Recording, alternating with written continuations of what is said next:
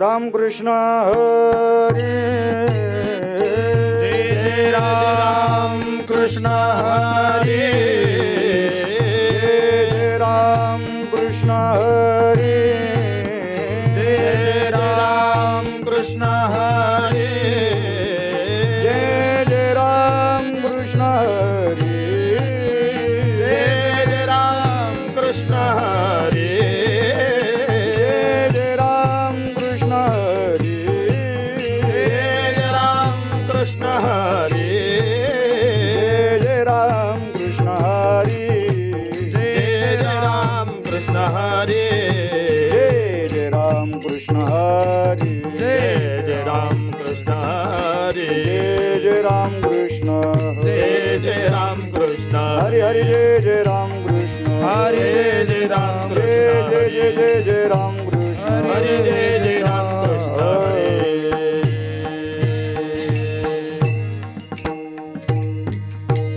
रूप पाहता लोचनी सुख झाले ओ साजनी तो हा विठ्ठल बरवा बरवा तो हा माधव बरवा रूप पाहता लोचनी सुख झाले हो साजनी तो हा विठ्ठल बरवा तो हा माधव बरवा सर्व सुखाचे आगर बापर कुमा देवी बर सर्व सुखाचे आगर बापर खुमा देवीवर सर्व सुखाचे आगर बापर कुमा देवी बर तो हा विठ्ठल बरवा बरवा तो हा माधव बरवा सर्व सुखाचे आगर बापर खुमा देवीवर तो हा विठ्ठल बरवा तो हा माधव बरवा जय राम कृष्ण हरी जय राम कृष्ण हरी जय राम कृष्ण हरे जय राम कृष्ण हरे जय राम कृष्ण हरी जय राम कृष्ण हरी राम कृष्ण हरी जय राम कृष्ण हरि जय राम कृष्ण हरि जय राम कृष्ण हरि जय राम रूप पाहता लोचनी रूप पाहता लोचनी सुख झाले ओ साजनी सुख झाले ओ साजनी सुख झाले ओ साजनी सुख झाले ओ साजनी सुख झाले ओ साजनी सुख झाले ओ साजनी तो हा विठ्ठल बरवा तो हा विठ्ठल बरवा तो हा माधव बरवा तो हा माधव बरवा तो हा माधव बरवा तो हा माधव बरवा तो हा माधव बरवा तो हा माधव बरवा बहुत सुकृतांची जोडी बहुत सुकृतांची जोडी म्हणून विठ्ठली आवडी म्हणून विठ्ठली आवडी म्हणून विठ्ठली आवडी म्हणून विठ्ठली आवडी म्हणून विठ्ठली आवडी म्हणून विठ्ठली आवडी तो हा विठ्ठल बरवा तो हा विठ्ठल बरवा तो हा माधव बरवा तो हा माधव बरवा तो हा माधव बरवा तो हा माधव बरवा तो हा माधव बरवा तो हा माधव बरवा सर्व सुखाचे आग सर्व सुखाचे आग बापर कुमा देवीवर बापर कुमा देवीवर बापर खुमा देवीवर बापर खुमा देवीवर बापर खुमा देवीवर बापर खुमा देवीवर तो हा विठ्ठल बरवा तो हा